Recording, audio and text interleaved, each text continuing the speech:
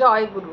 পরম প্রেমময় পরম দয়ালের চরণে শত সহস্র কোটি আভূমি প্রণাম জানাই এবং আপনাদের প্রতি প্রত্যেককে জানাই আন্তরিক জয় গুরু। আজকে শ্রী শ্রী ঠাকুরের দয়ার কথা আলোচনা করব। তিনি যখন ছিলেন তার দয়ার পরশ যে মানুষ কীভাবে উপলব্ধি করছিলেন তারই দুটো চারটি ঘটনা আপনাদের কাছে তুলে ধরছি। শ্রী শ্রী ঠাকুর বাণীতে বলেছিলেন, শোক সন্তপ্ত যারা তারা ধন্য, কারণ তারাই সান্ত্বনার অধিকারী যারা অন্তরে বিনীত দীন ও ভাবাপন্ন। তারা ধন্য কারণ ঈশ্বরের রাজত্ব সেইখানেই। শ্রী শ্রী ঠাকুর যখন জীবিত ছিলেন তখন কালীষষ্ঠী মা বলে একজন মা ছিলেন।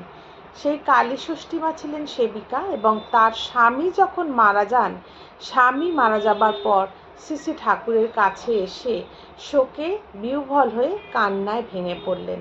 শ্রী শ্রী ঠাকুর সান্ত্বনা দিয়ে বলেছিলেন, কাঁদিস না, সে আমার কাছেই আছে। কিন্তু মাটি কিছুতেই বিশ্বাস করতে চায় না। ঠাকুর বললেন, আমি তোকে দেখাতে পারি, তুই তাকে ছুঁতে পারবি না। কিন্তু তারপর মাটি দেখল তার স্বামী আস্তে আস্তে এসে ঠাকুরের সাথে মিশে গেল। ততবধি সারা জীবন শাড়ি গয়না পরিধান করেই মাটি থাকত এবং ঠাকুরের কাছে এসে পরম শান্তি লাভ করত। পরম করুণাময় দৃষ্টি যে শুধু যেখানে আছেন সেখানেই সীমাবদ্ধ তা নয়, তার দৃষ্টি বিশ্বব্যাপী। তিনি বিশ্বপিতা। কচ্ছপ যেমন ডাঙায় ডিম পাড়ে নদীতে চলে যায় তারপরে, কিন্তু তার দৃষ্টি এবং মন ডিমের ওপরেই থাকে। তার দৃষ্টিতেই ডিম ফুটে বাচ্চা হয়। সেইরূপ পরম প্রেমময় দৃষ্টির বাহিরে আমরা কিন্তু কেউই নই। বহু দূরে এবং বহু ঘটনায় তার প্রমাণ পাওয়া যায়।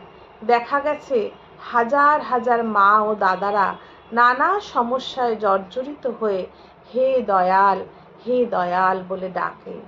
তারা তার দর্শন পেয়ে সান্ত্বনা লাভ করে, সমস্যার সমাধান খুঁজে পান। চট্টগ্রাম নিবাসী একটি মা স্বামী পুত্র হারা হয়ে শোকে দুঃখে পাগলিনী প্রায় হয়ে গেল। পরম পিতার অসীম দয়াতে শ্রী ঠাকুরের নাম পেল।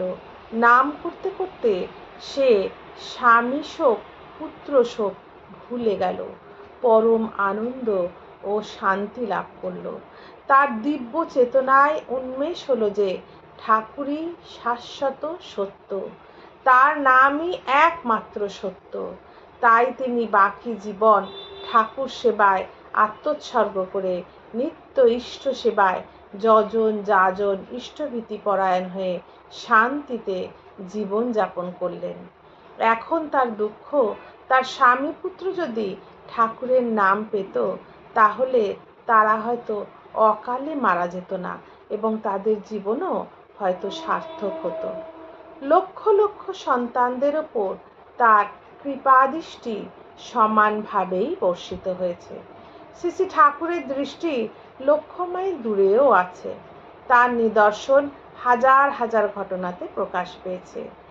আসাম লামডিং রেল লাইনের এক কর্মী রেলের ওপর দিয়ে নাম করতে করতে যাচ্ছে, অন্যদিকে খেয়াল নেই। হঠাৎ একটা মালগাড়ি এসে তার উপর দিয়ে চলে গেল।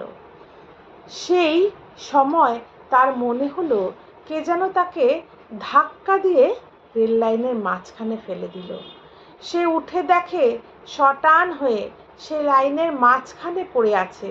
শ্রী শ্রী ঠাকুর তাকে বুকে করে রেখেছেন। শুনেছি হিরণ্যকাশিপুর প্রহ্লাদের ওপর কত অত্যাচার করেছে, হাতির নিচে ফেলে দিয়েছে, পাথর চাপা দিয়েছে, পাহাড় থেকে ফেলে দিয়েছে, কিন্তু তার কিছুই হয়নি। শ্রী হরি তাকে রক্ষা করেছেন। সেই রূপ শ্রী শ্রী ঠাকুর কতজনকে যে এইভাবে রক্ষা করেছেন তার কোনো ইয়ত্তা নেই। সে তার পরদিন অফিস থেকে 1000 টাকা নিয়ে এসে শ্রী শ্রী ঠাকুরের চরণে রেখে তাকে নিবেদন করে কান্না শুরু করে দিল। বলতে লাগলো, ঠাকুর আমাকে মৃত্যু থেকে বাঁচিয়েছেন। পরে সব ঘটনা নিবেদন করল। পরম দয়ালের দর্শনে এবং কথাতেও মানুষের শোক তাপ জ্বালা জুড়ত, তেমনি চিঠিতেও সেইরূপ মানুষের জ্বালা জুড়ত। সেই সময় একজন আশ্রমে থাকতেন, তার নাম শ্রী প্রিয়নাথ সরকার।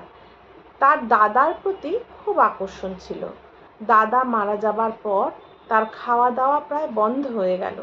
কোনো কাজ করার ক্ষমতাই তার ছিল না। সে কি তীব্র জ্বালা, সে বর্ণনাতীত। তিনি শ্রী শ্রী ঠাকুরের সেবক শ্রী হরিপদ সাহার কাছে চিঠি লিখে দয়ালের চরণে নিবেদন করতেন। হরিপদদা সেই মতো শ্রী শ্রী ঠাকুরের কাছে সব ঘটনা নিবেদন করতেন। শ্রী শ্রী ঠাকুর স্বহস্তে একখানা চিঠি লিখে তাকে পাঠালেন। এই চিঠি পড়া মাত্র প্রিয়নাথদার সব শোক তাপ দূর হয়ে গেল।